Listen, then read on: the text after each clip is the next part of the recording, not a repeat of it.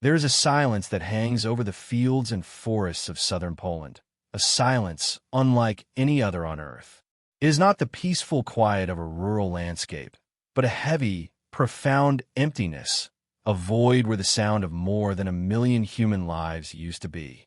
Today, visitors walk the gravel paths between rows of stern brick barracks, past the skeletal remains of wooden huts and the jagged ruins of crematoria. They see the infamous gate with its cynical promise, Arbeit macht free, work sets you free. They see the mountains of shoes, the tangles of eyeglasses, the suitcases with names and birth dates still faintly visible, and the horrifying mounds of human hair, shaved from heads moments before their owners were turned to ash. But to truly comprehend the nature of this place, Auschwitz, one must understand that it was not a single, monolithic entity of death. It was a meticulously designed city of suffering, a complex of distinct, specialized hells, each with its own unique architecture of cruelty.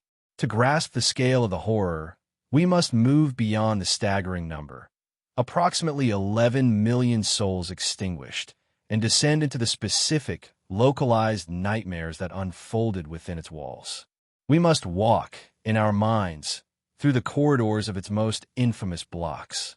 The story of Auschwitz is the story of a place that became the epicenter of humanity's most calculated and industrialized atrocity. It is a promise to explore how ideology, bureaucracy, and a chillingly modern efficiency were marshaled not to build, but to dismantle human beings, piece by piece, before extinguishing them entirely. How is such a thing possible?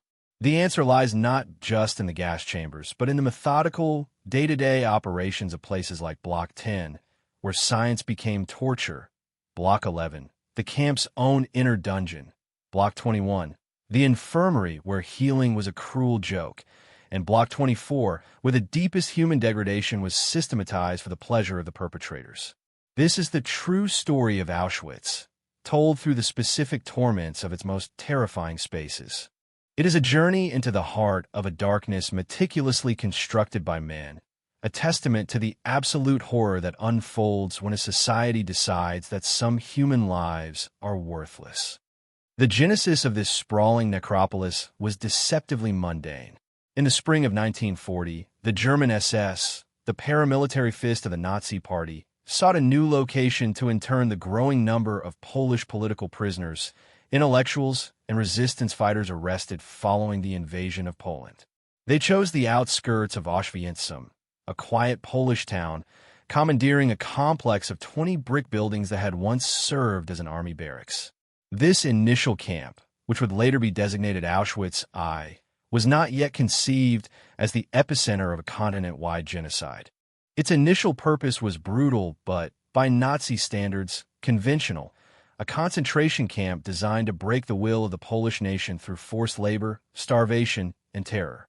The first transport of 728 Polish men arrived on June 14, 1940, greeted by the bellowing of Deputy Commandant Karl Fritsch, who laid out the camp's grim reality with chilling clarity. You have come not to a sanatorium, but to a German concentration camp, for which the only way out is through the chimney. This transformation from a regional concentration camp into a continental death factory was fueled by the dark heart of Nazi ideology. At its core was a racial doctrine that stratified humanity, placing the Aryan German at the pinnacle and casting others, particularly Slavs, Roma, and most centrally, the Jewish people, as undermentioned, subhumans. This dehumanizing philosophy was not merely rhetoric. It was the foundational principle that permitted and justified policies of escalating persecution, culminating in the final solution to the Jewish question, this chillingly bureaucratic euphemism, formalized at the Wannsee Conference in January 1942, was a state-sanctioned plan for the systematic extermination of every Jewish man, woman, and child in Europe. Auschwitz, with its strategic rail connections and relative isolation, was chosen to be the primary instrument of this genocide. The SS architect Karl Bischoff was tasked with a monumental expansion, giving birth to the vast, sprawling death camp of Auschwitz-Birkenau just a few kilometers away, a purpose-built factory for killing on an unprecedented industrial scale.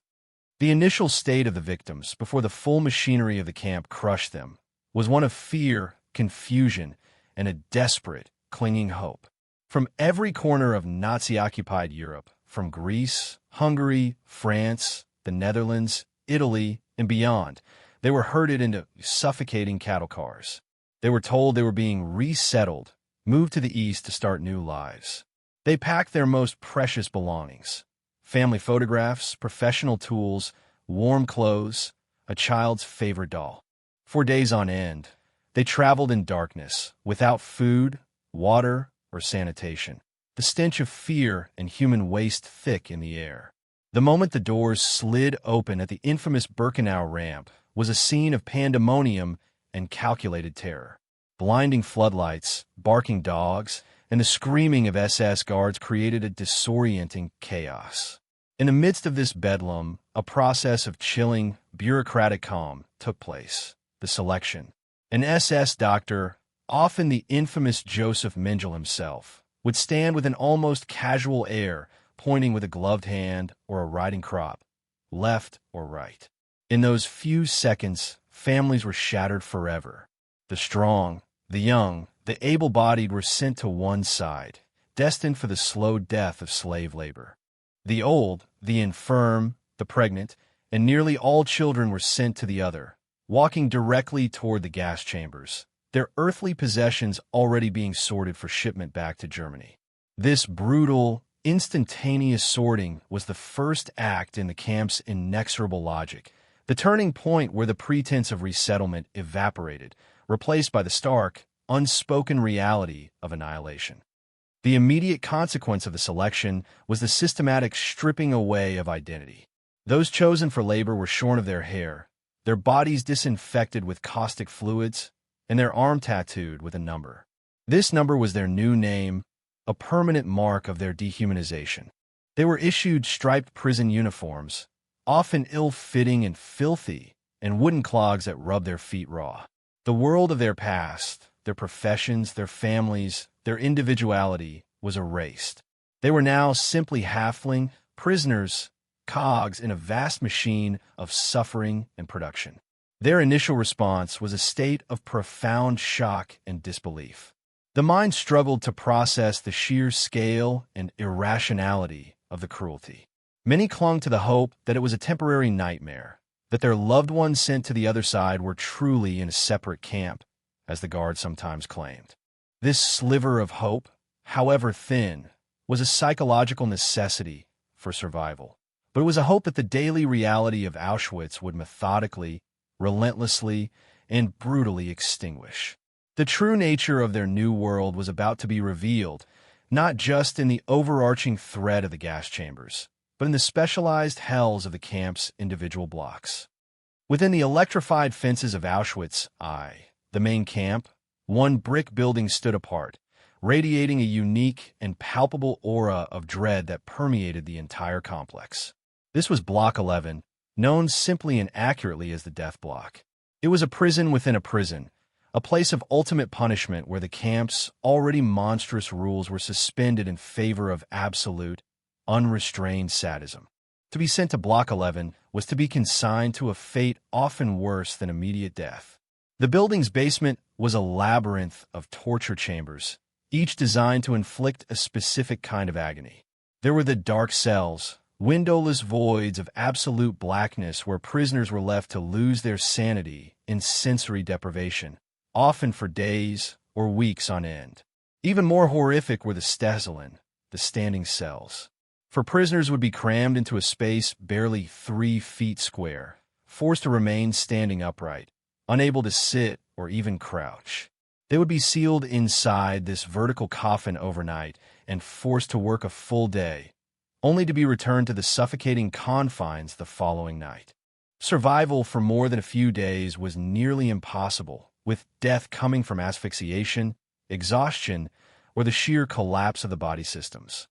The basement also contained the starvation cells, where inmates condemned for escape attempts or serious infractions were locked away without food or water until they died. It was in one of these cells that one of the camp's most remarkable acts of moral courage took place.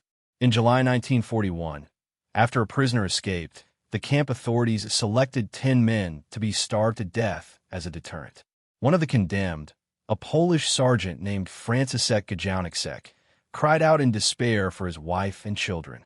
In an act of unbelievable self-sacrifice, a Franciscan friar, Maximilian Kolbe, stepped forward and offered to take his place. The SS guards, momentarily stunned by this unheard-of request, agreed. For 2 weeks, Kolbe led the other condemned men in prayer and hymns, his calm resolve a stark contrast to the screaming and despair that usually filled those cells. He was the last to succumb, finally killed by an injection of carbolic acid when the guards grew impatient. His story stands as a sliver of light against the profound darkness of Block 11, a testament to the fact that even in the abyss, the human spirit could not be entirely extinguished. The terror of Block 11 was not confined to its basement. The courtyard between Block 11 and its neighbor, Block 10, became one of the most feared execution sites in the entire camp system. This was the Death Wall, a stark brick edifice lined with black, sound-absorbing insulation panels. Here, thousands of prisoners, primarily Polish political prisoners in the camp's early years, were summarily executed. They were brought out, often in groups, stripped naked regardless of the season, and shot in the back of the head with a small-caliber rifle to conserve ammunition. The executioner, often an SS NCO like Gerhard Palitsk, performed his duties with a chilling, workmanlike efficiency, killing dozens in a single session. The ground of the courtyard was perpetually stained with blood, a gruesome testament to the daily, routine nature of murder in Auschwitz. The windows of the adjoining Block 10 were boarded up to prevent its inhabitants from witnessing the slaughter, but the sharp crack of the rifle shots was an inescapable, constant reminder of the fate that awaited anyone who transgressed the camp's arbitrary laws. Block 11 was the ultimate tool of control, a physical manifestation of the SS' absolute power over life and death. The ever-present threat of being sent, there was a psychological weapon that kept the entire camp population paralyzed by fear, ensuring compliance through the sheer terror of what lay within its walls. If Block 11 was the center of penal brutality, then the building directly opposite it, Block 10, was the heart of a different, more insidious kind of horror, medical sadism. From the outside, it looked like any other brick barack. Inside, it had been converted into a grotesque parody of a hospital ward, a human laboratory where Nazi doctors, unbound by ethics or empathy, conducted ghastly experiments on living subjects. This block was primarily reserved for women, mostly Jewish, who were subjected to unspeakable violations in the name of perverted science. The two most infamous figures to preside over this realm of suffering were Dr. Karl Klauberg and the man who would become the very personification of Nazi evil, Dr. Joseph Mengele. Klauberg, a gynecologist, was obsessed with finding a cheap, efficient, non-surgical method of sterilizing millions of undesirables. He used the women of Block 10 as his human guinea pigs, injecting caustic substances like formaldehyde and Novocaine directly into their uteruses without anesthesia. The procedure caused excruciating pain, intense inflammation, and often led to peritonitis and sepsis. The women suffered from horrific abdominal cramps, fevers, and internal bleeding. To check the effectiveness of his methods, Klauberg would then pump a contrast medium into their wombs and take X-rays, a process that itself caused agonizing pressure and often ruptured their already damaged fallopian tubes. Many died from the experiments themselves. Those who survived were left permanently sterilized, their bodies mutilated from the inside out, often to be sent to the gas chambers once their usefulness to Klauberg's research was over. While Klauberg's work was systematic and horrific, it was Joseph Mengele who brought a flair for the theatrical and the truly monstrous to the medical atrocities of Auschwitz. Known to the prisoners as the Angel of Death for his calm, detached demeanor during selections on the ramp, Mengele was driven by a perverse obsession with genetics and racial purity, particularly with twins and individuals with physical abnormalities.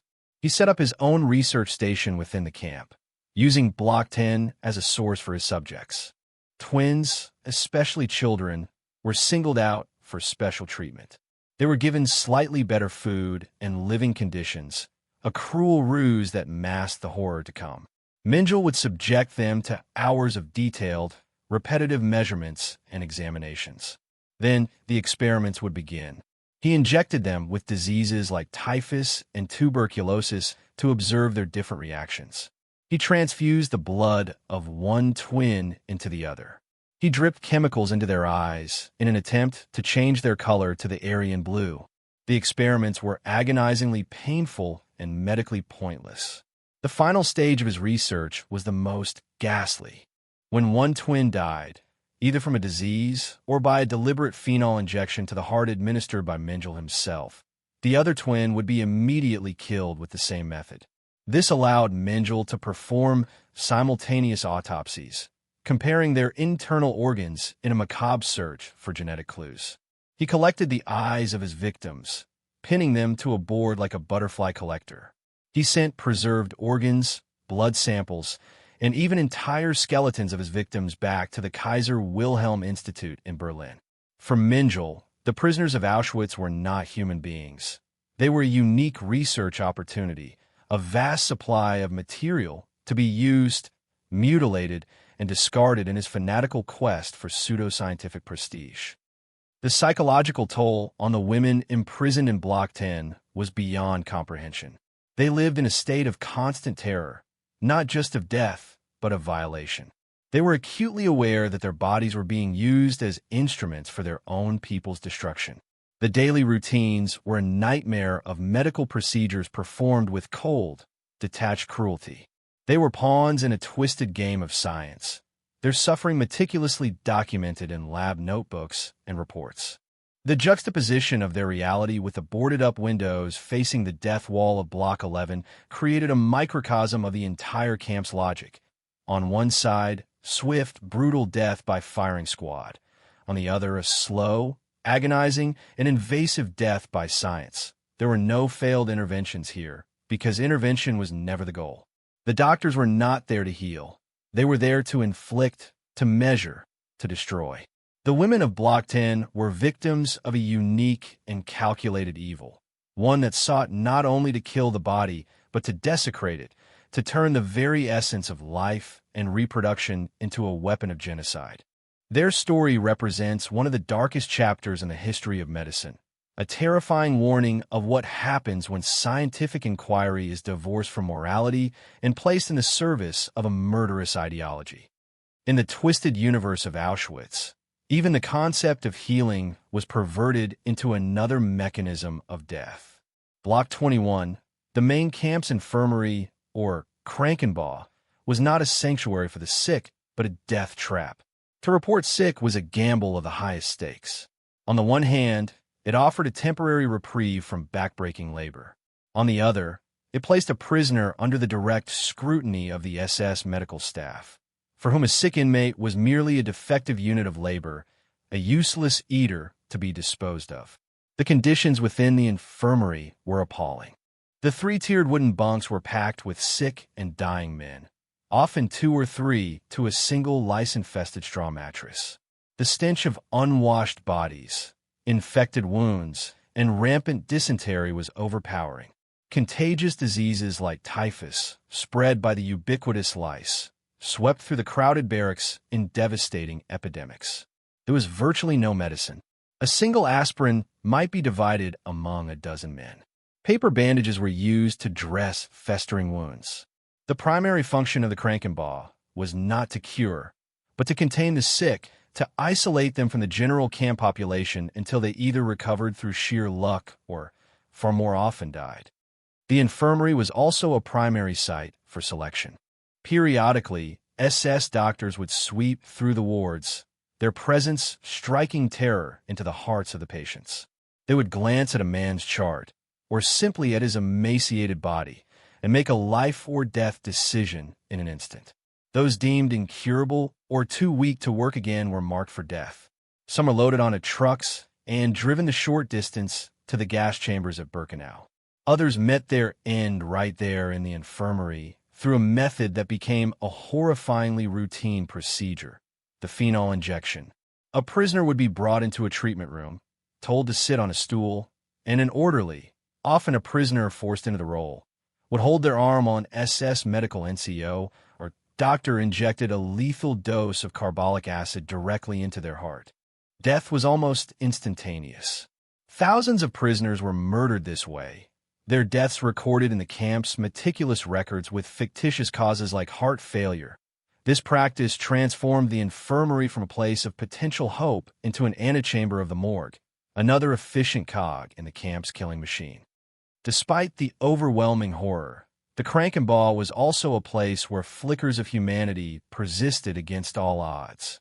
Prisoner doctors, themselves inmates, worked under impossible conditions to save lives. Men like Dr. Tadeusz Rzesko, a Polish radiologist, risked their own lives to help their fellow prisoners. They would falsify medical records, hiding the true severity of a patient's illness to protect them from selection. They would smuggle stolen scraps of medicine and food. They performed surgeries with primitive, unsterilized instruments, operating by candlelight. These were acts of incredible bravery and compassion in a world designed to obliterate both. They fought a desperate, losing battle against a system of institutionalized murder, managing to save some, but forced to watch helplessly as thousands perished. Their struggle highlights the profound moral inversion of Auschwitz, where the act of healing became a form of resistance, and the healers themselves were under constant threat of death. For most, however, entering Block 21 was the beginning of the end. It was a place where hope went to die, where the body, already ravaged by starvation and labor, was left to succumb to disease and squalor, all under the watchful, indifferent eyes of a medical establishment committed not to preserving life, but to facilitating its destruction. In its relentless quest to degrade and dehumanize its victims, the SS devised a particularly vile institution within the camp, the forced brothel, housed in Block 24. Known officially as the Lager für Nabteilung, Camp Joy Division, and colloquially by the prisoners as the Puff, this establishment represented the ultimate weaponization of sexual violence and psychological abuse. It was established in the summer of 1943 under the orders of Heinrich Himmler himself, based on a perverse and cynical logic. The brothel was not for the SS guards, who had other outlets. It was intended as an incentive system for privileged prisoners, primarily non-Jewish German or Polish inmates, who held positions of authority like capos and block elders. By offering this reward, the SS aimed to encourage collaboration, boost productivity among key workers, and create deeper divisions within the prisoner population, pitting groups against each other for meager privileges. The brothel was a calculated tool of control, designed to corrupt a select few inmates by making them complicit in the sexual exploitation of their fellow prisoners. The women forced to work in Block 24 were chosen through a process of coercion and deception. Many were non-Jewish women, often Polish or German, selected from the main camp or for Birkenau. SS doctors would conduct crude physical examinations, and those deemed suitable were approached with a false promise of better conditions, more food, cleaner clothes, and an escape from grueling labor. For a woman on the brink of starvation, this offer, however odious, could seem like the only path to survival. Refusal was not a viable option. It would be met with severe punishment or a direct trip to Block 11 or the gas chambers. Once selected, the women were trapped. They were housed in sealed-off rooms on the upper floor of Block 24, subjected to nightly abuse by a stream of male prisoners who purchased tickets for their services with camp scrip or coupons awarded for good work. The entire process was bureaucratized and dehumanizing. The women were forced to undergo regular, humiliating medical inspections to prevent the spread of venereal disease, treated not as human beings, but as commodities to be maintained for the use of others. The psychological devastation inflicted upon these women was immeasurable. They were systematically stripped of their agency, their bodies turned into public property within the camp's hierarchy. They were ostracized by many other female prisoners, who viewed them with a mixture of pity, contempt, and envy for their perceived privileges, failing to understand the complete lack of choice involved. This isolation compounded their trauma. They were victims of rape, institutionalized and repeated, night after night. The experience was designed to shatter the last remnants of their dignity and self-worth, to break their spirits in a way that starvation and labor alone could not. When they became ill or deemed no longer attractive by the SS, they were simply discarded. Many were sent to the gas chambers, their usefulness expended. The story of Block 24 is one of the most difficult and often overlooked aspects of Auschwitz. It reveals the profoundly misogynistic and sadistic depths of Nazi ideology, which saw women's bodies as just another resource to be exploited and controlled in the service of its monstrous project. It stands as a horrifying testament to the fact that in Auschwitz, every facet of human existence, including intimacy and sexuality, was twisted into an instrument of torture and degradation. The ultimate escalation of the horror, the event that made Auschwitz synonymous with genocide, took place not in the brick barracks of the main camp, but in the sprawling, desolate expanse of Auschwitz to Birkenau. It was here that the final solution was implemented with terrifying industrial efficiency. The machinery of mass murder was centered around four massive structures: crematoria 2, 3, 4, and V. Two of these, 2 and 3, were designed with a subterranean undressing room and a gas chamber disguised as a communal shower. The victims, arriving exhausted and bewildered from the selection ramp, were herded into the undressing room and told to disrobe for disinfection. To maintain the deception and prevent panic, SS men would offer calm reassurances, sometimes even telling them that hot coffee awaited them after their shower. The victims would then be packed so tightly into the concrete gas chamber that they were forced to stand, a mass of terrified, naked humanity. The heavy steel door was sealed, and an SS medical orderly, wearing a gas mask, would climb onto the roof and pour pellets of Zyklon B, a cyanide-based pesticide, through special hatches. As the pellets vaporized, the cyanide gas would fill the chamber, killing everyone inside within 20 minutes in a storm of agony, suffocation, and terror. The grim task of clearing the gas chambers fell to the Sonderkommando, or Special Detachment. This was a unit of prisoners, almost exclusively Jewish men, who were forced to work in the crematoria under threat of their own death. This was arguably the most psychologically torturous job in human history. They had to untangle the heaps of corpses, a grotesque pyramid with the strongest men at the bottom, having trampled the weaker in a desperate, futile struggle for air. They had to pull their own people from the chambers, their neighbors, their countrymen, sometimes their own family members. They then had to shave the women's hair, extract gold teeth from the mouths of the dead, and transport the bodies to the ovens of the crematoria. They worked in the constant heat and stench of burning flesh, living in isolation from the rest of the camp and knowing that they were temporary witnesses. To destroy the evidence, the SS periodically executed the entire Sonderkommando and replaced them with a new group. Despite their horrific circumstances, it was a group of Sonderkommando workers who staged the only major armed uprising in Auschwitz's history in October 1944, blowing up Crematorium 4 with smuggled explosives before being brutally suppressed and executed. Their desperate act of rebellion was a final, defiant scream against the abyss, a testament that even in the deepest circle of hell, the will to resist could not be entirely annihilated. The gas chambers and crematoria of Birkenau represent the chilling apex of Nazi logic, a rational, systematic, and technologically advanced process for turning living, breathing human beings into smoke and ash. As the tide of the war turned against Germany, and the Soviet Red Army pushed relentlessly westward across Poland in late 1944 and early 1945, the SS command in Auschwitz entered a final, frantic phase of its operation. The primary goal was now to destroy the evidence of their unimaginable crimes and to eliminate the remaining witnesses. The crematoria at Birkenau were dynamited, their structures left as the jagged, skeletal ruins we see today. Camp records were burned in massive bonfires, though some were heroically saved by the prisoner resistance.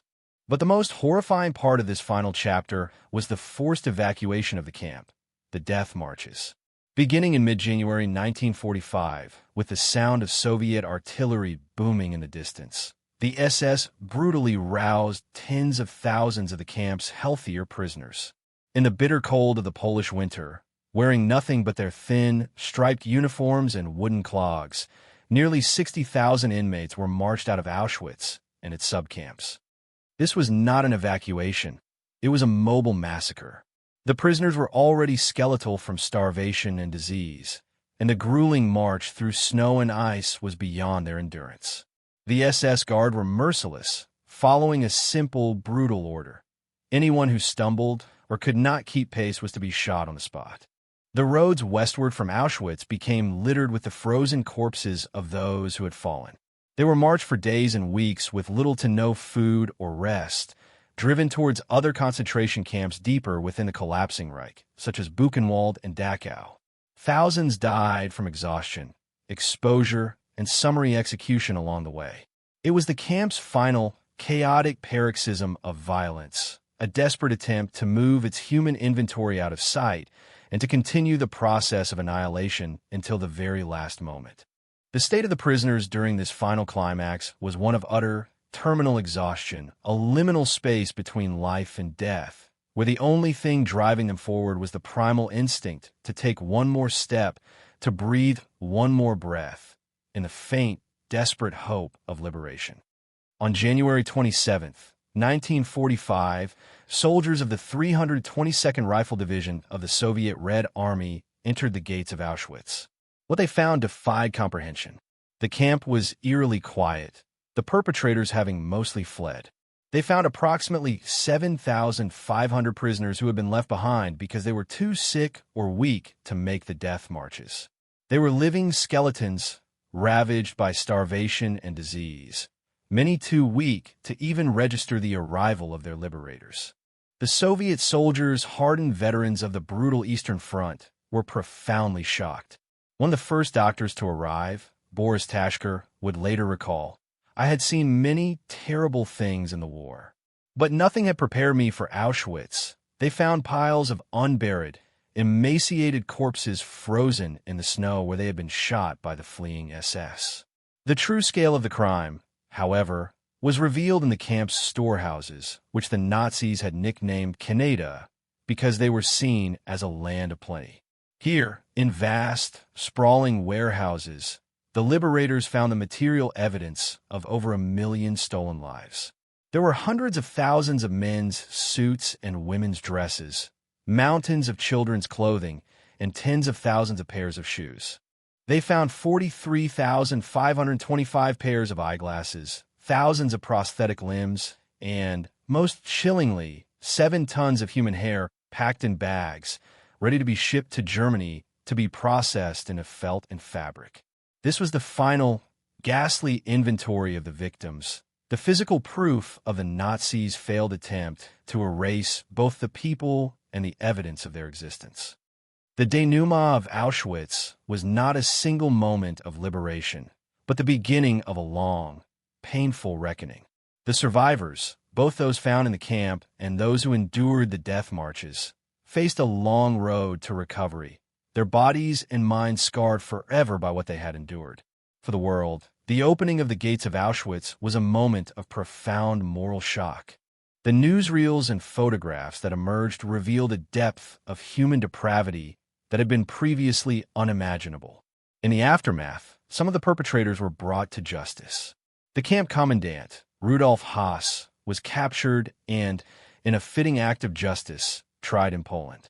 He was sentenced to death and hanged in April 1947 on a gallows constructed right next to Crematorium I, the very site where his reign of terror began.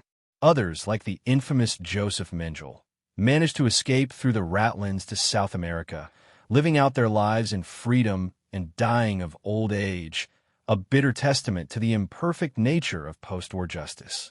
The camp itself, preserved by the Polish government, became the Auschwitz-Birkenau State Museum, a permanent, harrowing memorial and a site of pilgrimage for millions.